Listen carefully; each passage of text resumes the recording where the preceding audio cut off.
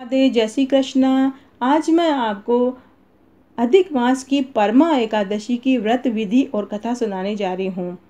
अधिक मास की कृष्ण पक्ष की एकादशी का नाम परमा एकादशी है।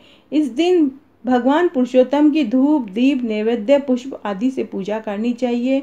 इससे अक्षय फल की प्राप्ति होती है। कथा इस प्रकार है।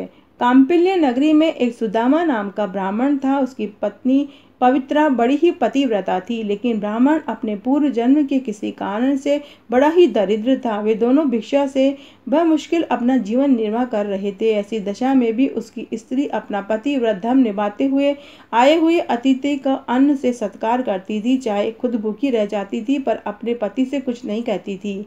एक दिन पत्नी की दुर्बलता को देखकर उसने कहा कि प्रिय, बिना धन के जीवन निर्वाह कैसे होगा? यदि कहो तो मैं परदेश जाकर कुछ उद्यम करके धन कमा लाऊं।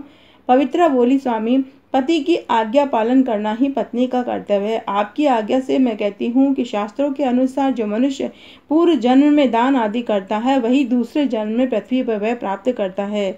बिना पूर्व संस्कारों के कुछ नहीं मिलता। मेरी समझ में आप यहीं रहकर उद्यम करें। मुझसे आपका वियोग न सहा जाएगा, क्योंकि बिना पति के माता पिता भाई सास ससुर आदि कुटुंब जन्म रिश्तेदार स्त्री को कुदृष्टि से देखते हैं। अतः आप यहीं रहें, भाग्य से सब कुछ मिलेगा। पत्नी की बातें सुनकर वह वहीं रहने लगा। एक दिन उनके घर कौंडिन्य मुनि आए। दोनों ने उनका स्वागत करके भोजन आदि कराकर अपना सब दुख कहकर सुनाया। तब उन्होंने कहा कि हे मुनि, हमें कोई ऐसा सरल उपाय बताइए जिससे हमारी दरिद्रता दूर हो जाए।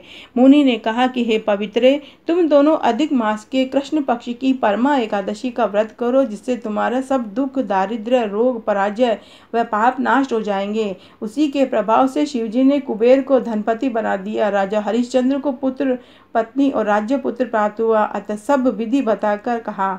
इसी दिन से पंचरात्रि व्रत भी प्रारंभ होता है, जो उत्तम है। इसी एकादशी से शुरू होकर जो 5 दिन तक निर्जल रहता है, वह सकुटुम्ब स्वर्ग को जाता है। जो संध्या के समय एक बार भोजन करता है, 5 दिन स्नान करने के बाद ब्राह्मणों को भोजन कराते हैं, उन्हें संसार को भोजन कराने का फल मिलता है।